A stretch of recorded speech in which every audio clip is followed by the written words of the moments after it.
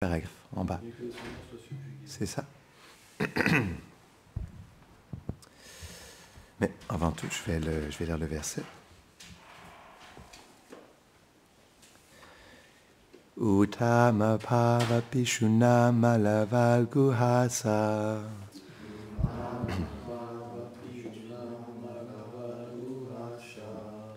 Vrida Valoka Nihato Madano Piyasam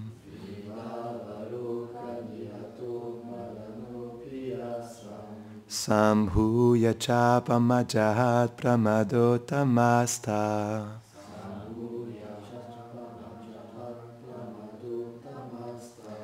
Yasyandriyam Vimatitum Kuhage Nasheku.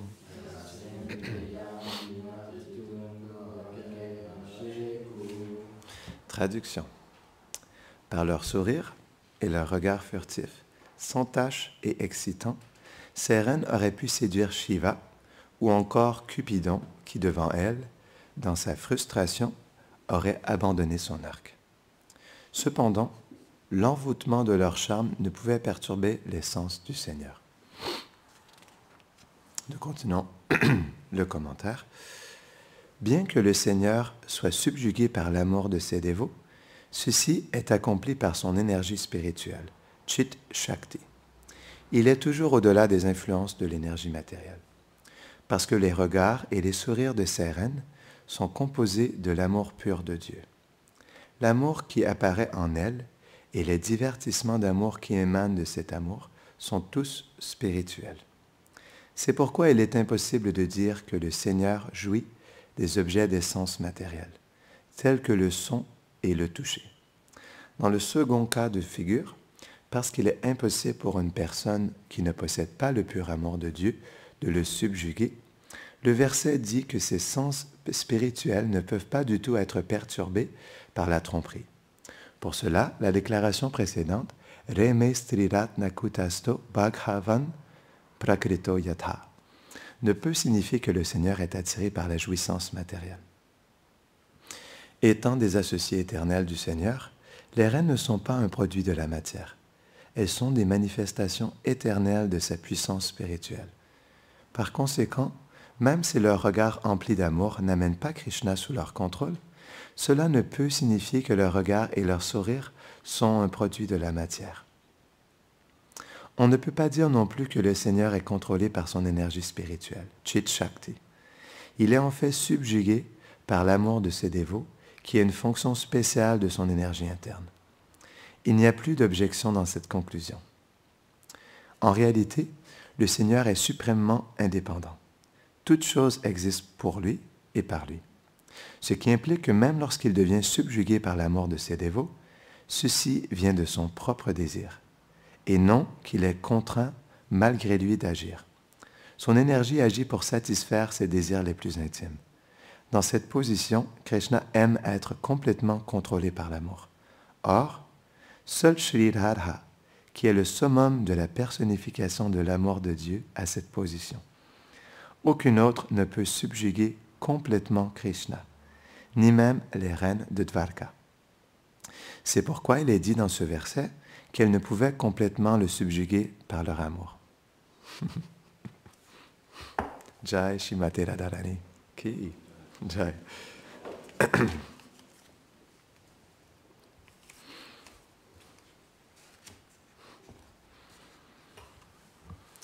Om Agyanatimirandasya Gyananjarasharakaya Chakshurun Meditam Jena Tasmai Shri Gurave Namaha Shri Chaitanya Manobhishtam Stapitam Jena Bhutale Sayam Rupa Kadamayam Darati Svapadantikam He Krishna Karuna Sindho Dinabandho Jagatpate Gopesha Gopika Kanta Radha Kanta Namostute Tapta Kanchana Gaurangi Radhe Vrindavaneshwari Vrishabhanusute Devi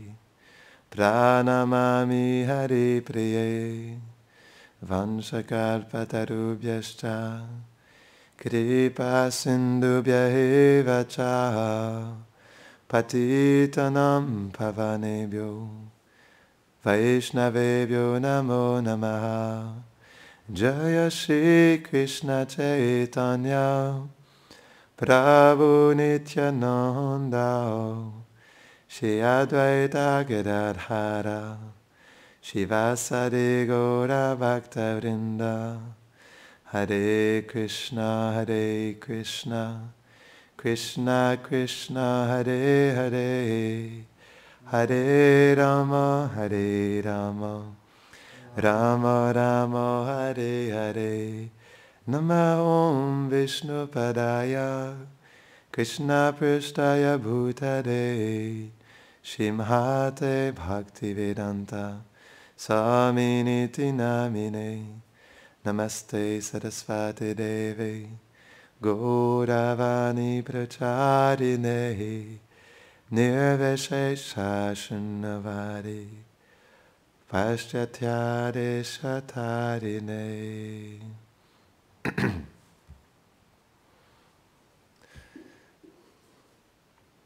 Donc, c'était tellement beau. On remercie on remercie le commentateur d'avoir écrit ces douces paroles. C'est pourquoi, il est beau ce Bhagavatam. Ouais. C'est très beau, hein, ce commentaire. On aura envie de le relire et de le relire et de le relire. C'est simple, comme c'était expliqué à la fin. Les reines de Dwarka ne peuvent pas égaler dans leur amour pour Krishna comme Radharani.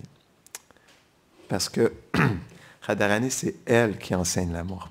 Elle est le gourou, en fait, de Krishna. C'est elle qui enseigne Krishna, en fait, dans cette danse d'amour. Et donc, c'est pourquoi, en fait, même Lakshmi aussi, hein, on sait que Lakshmi, elle veut aller à Vrindavan. Parce qu'elle voit, en fait, l'amour que les gopis, elles ont pour Krishna. Puis aussi, elle voit la beauté de Krishna. C'est pourquoi, naturellement, qui n'est pas attiré par Krishna, qui joue de la flûte à Vrindavan, non? Donc, c'est pourquoi même Lakshmi aussi, malgré qu'elle est mariée à Vishnu, elle souhaite faire la danse rasa à Vrindavan. Mais on sait que, comme on le voit dans le Chaitanya Charitamrita, quand Chaitanya Mahaprabhu, elle discute avec Venkata Bhatta, je pense, c'est ça, non? Lorsqu'il est dans le sud de l'Inde, non? Il est à Tirupati. Et donc, Venkata Bhatta, en fait, dans sa famille, ils sont des dévots de Lakshmi Narayan. Et donc, Chaitanya Mahaprabhu, il explique ça à Venkata Bhatta, que même Lakshmi, en fait, l'épouse de Vishnu, elle souhaite la compagnie de Krishna à Vrindavan. C'est pourquoi Krishna est une personne spéciale. Donc, je disais récemment le Prema Samputa. C'est vraiment c'est un très beau cadeau de Vishwanath Chakravarti Thakur. Les acharyas, ils sont quand même tellement généreux et compassionnés envers nous. Ils nous révèlent le cœur de Radharani. Et dans ce livre, Vishwanath Chakravarti Thakur, il nous révèle le trésor caché. En fait, c'est expliqué, le trésor caché, c'est comme un joyau, en fait, le joyau du cœur de Radharani. Et c'est Radharani, en tout cas, j'expliquerai un autre moment parce que je vais prendre le temps de le relire parce qu'il y a plein de détails, puis il y a une belle discussion entre Krishna qui prend la forme d'une Devi et Radharani. Mais je vais prendre le temps de le lire pour bien vous le partager, mais je voulais juste partager quelques points par rapport à ça. Et c'est en lien avec le commentaire aussi. Donc, à un moment donné, Radharani, elle révèle, en fait, parce que Krishna, il s'est déguisé en Devi, puis il s'est mis à critiquer, en fait, Krishna. il voulait tester l'amour de Radharani, non? Et à un moment donné, elle se met à dévoiler son amour, mais elle commence en définissant Prema. Et qui de mieux que Radharani, non? La reine de l'amour, non? Pour définir ce qu'est Prema. Parce que Radharani, c'est l'origine de Prema, non? Sans Radharani, il n'y aurait pas de Prema. On pourrait dire que c'est Prema qui fait que tout existe. C'est Prema qui fait que Krishna il échange avec Radharani, avec toute la création. Et c'est ce qui fait qu'un jour, en fait, nous pouvons nous aussi accompagner Krishna, en fait, dans cette danse d'amour. Non? Et donc, Radharani, elle définit Prema. Et elle explique au départ que Prema, le pur amour, ça ne peut pas être expliqué seulement que par une personne qui le vit. Seulement une personne qui expérimente Préma peut décrire Préma. Comme par exemple, c'est expliqué que lorsqu'on arrive à Préma, la connaissance et le détachement, non, le tattva, on le laisse derrière, parce que Préma, c'est l'expérience. C'est l'expérience du pur amour pour Krishna. Donc c'est pourquoi ces choses-là, comme on laisse derrière la connaissance et le détachement, ce n'est pas la connaissance qui nous fait faire l'expérience de Préma. C'est Préma en soi, non. Et comme l'expliquait aussi, comme notre cher commentateur l'expliquait dans son commentaire, en fait, c'est par l'énergie interne, non, de Krishna que tous ses associés peuvent premièrement exprimer un amour pour Krishna, non? Donc on sait que, comme Radharani, c'est l'origine de l'amour, c'est par Radharani, en fait, que tous ces associés-là peuvent expérimenter l'amour et le partager à Krishna. On avait expliqué ça à Radhastami, non? Que, en fait, qu'est-ce qui fait que Maya Yashoda, c'est un monstre de dévotion? J'aimais, Gurudev, il avait dit ça un jour, que j'avais beaucoup aimé, un monstre de dévotion. C'est tellement intense. J'ai trop trouvé ça beau. Maya Yashoda, c'est un monstre de dévotion. C'est trop beau. Et donc c'est ça. Qu'est-ce qui fait que Maya Yashoda, elle est prête à mourir des millions de fois, à se sacrifier des millions de fois juste pour essuyer une goutte de sueur sur le front de Krishna, non? D'où est-ce que ça vient, cette intensité d'amour? Eh bien, ça vient de Radharani. Et c'est ça qui est spécial. En fait, le plus on voit l'amour de Maya Yashoda, non, de Balaram, de Subalsaka, et de tous les associés de Vrindavan, et même de Lakshmi, non, et de toutes les reines de Dwarka, ça nous ramène toujours, en fait, à l'océan d'amour de Radharani. C'est ça qui est spécial. Dès qu'on voit l'amour, on n'a pas le choix de se tourner un jour vers Radharani, parce qu'elle est l'origine de cet amour. Elle est cet océan d'amour. Et comme on avait expliqué, tous les associés, en fait, sont des rivières qui émanent de cet océan, ou qui, on pourrait dire, reviennent dans cet océan. On peut le voir dans les deux sens. Ils viennent de cet océan, et donc de cet océan, ils vont vers les pieds de Krishna, ou, dans leur expression personnelle d'amour, ils reviennent, en fait, comme des rivières vers l'océan d'amour qu'est Radharani. Donc, c'est pourquoi on devrait relire ce verset, ce commentaire, parce que ça nous ramène aux pieds pareils au lotus de Radharani. Parce que Radharani, c'est le gourou de l'amour, non? Et c'est pourquoi, sans Radharani, comme Krishna l'expliquait dans le Narada Purana, Punam Satyam Satyam, non? Je ne me rappelle plus exactement du verset. Mais Satyam Satyam Puna Satyam, non? Krishna, il expliquait, non? Sans la miséricorde de Radharani, ce n'est pas possible de m'atteindre. Non. Et on comprend pourquoi, parce que Radharani, c'est le gourou de Krishna, non? C'est le gourou de l'amour de Krishna, pour Krishna. Non?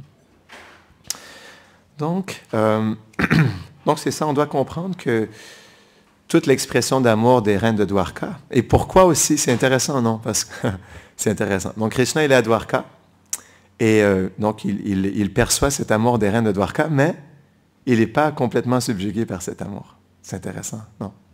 Pourquoi?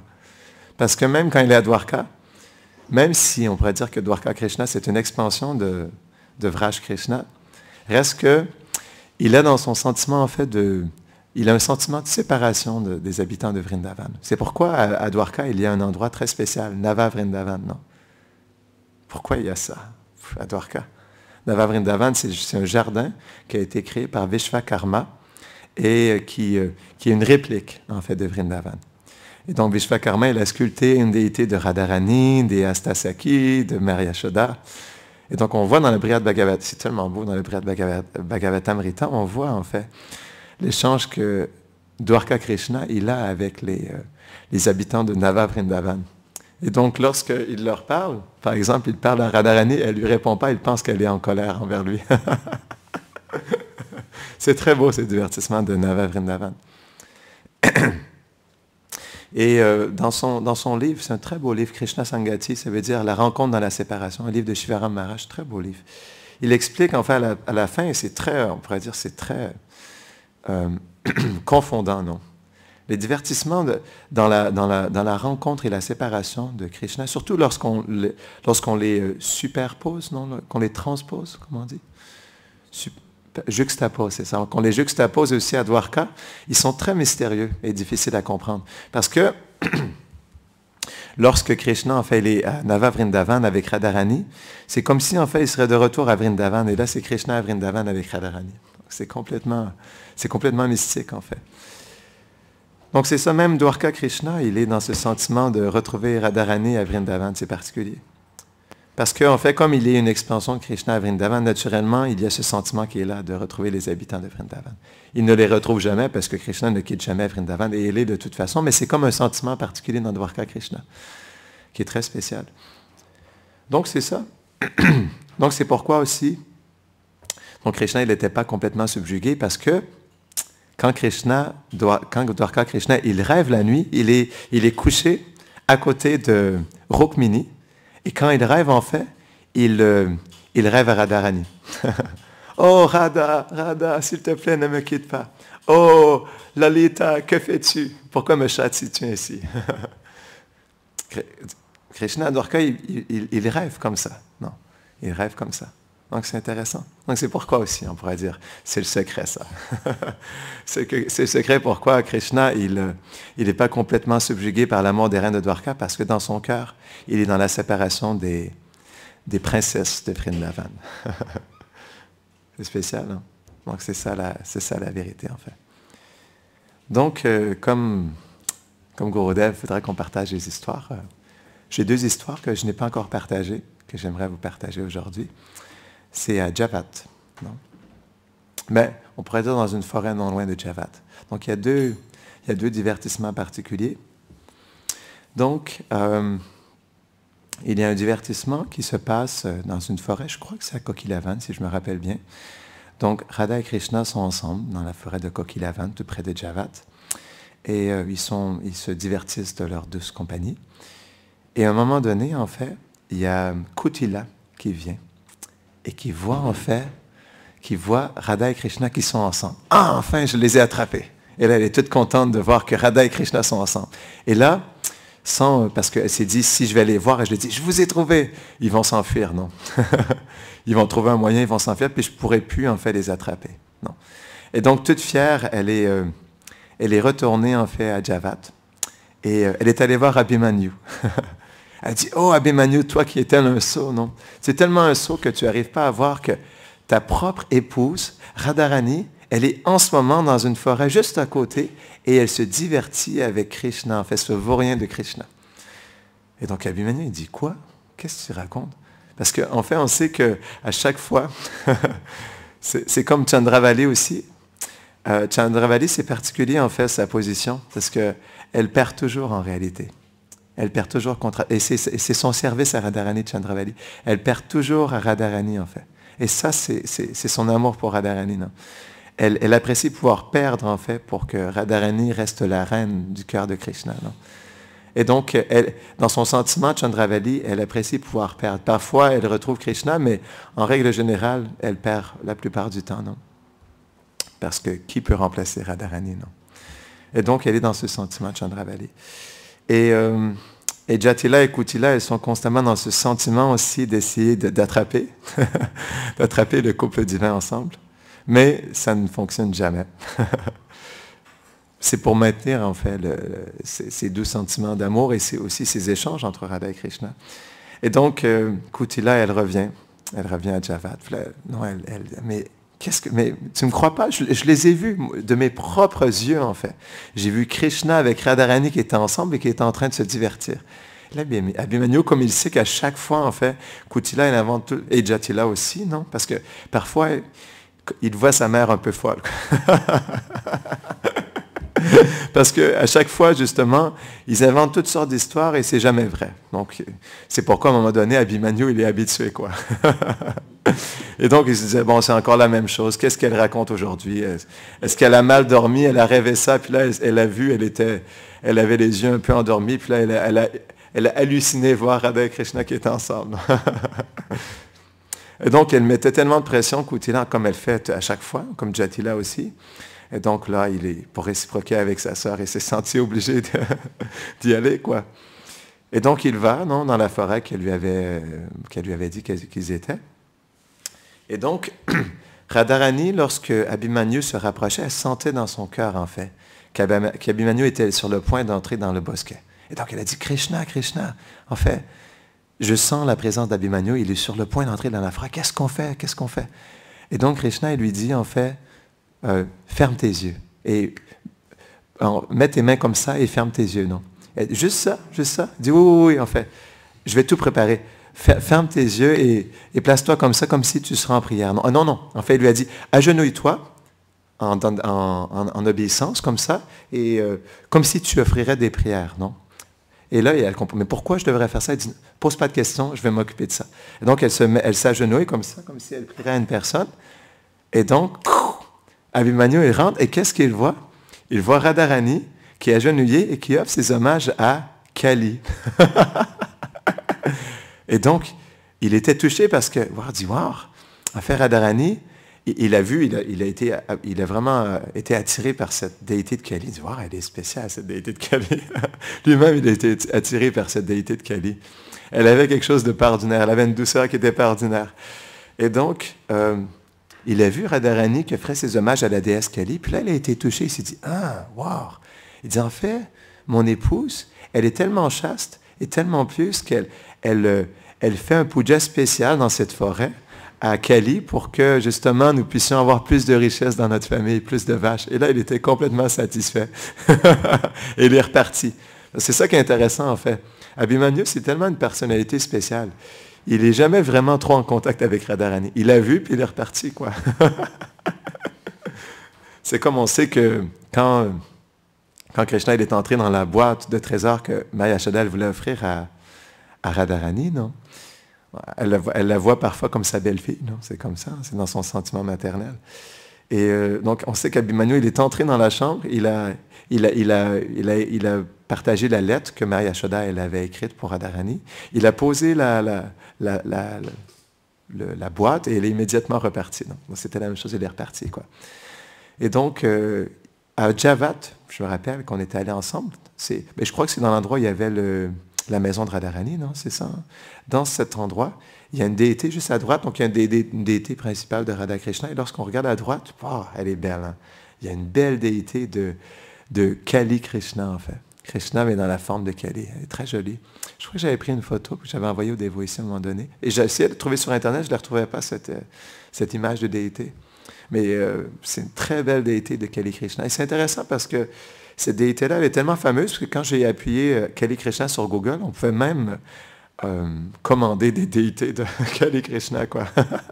Et il y avait plein d'images de Kali Krishna. C'est intéressant parce que comme beaucoup de personnes aiment adorer la déesse Kali, et quand même les gens en Inde, ils apprécient Krishna, mais la déité de Kali Krishna, c'est une déité que les hindous, ils apprécient beaucoup. J'ai vu qu'il y avait plein de photos de Kali Krishna, et il y avait plein de déités de Kali Krishna dans des temples. Et il y avait plein de murtis de Kali Krishna qu'on pouvait commander aussi. C'est particulier quand même.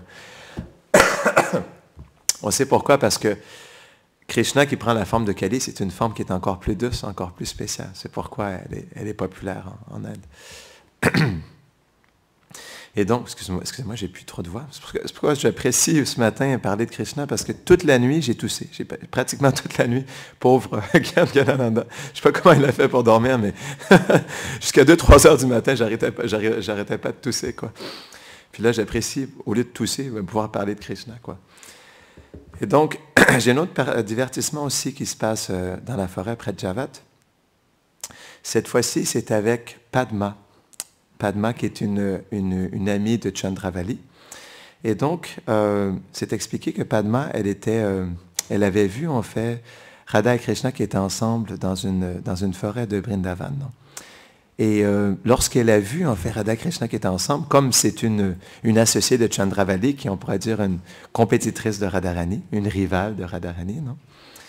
Eh bien, lorsqu'elle a vu ça, elle a voulu, en fait, aller chercher Jatila, pour qu'elle puisse condamner, en fait, Krishna. Non? Et donc, dans ce sentiment de jalousie, non?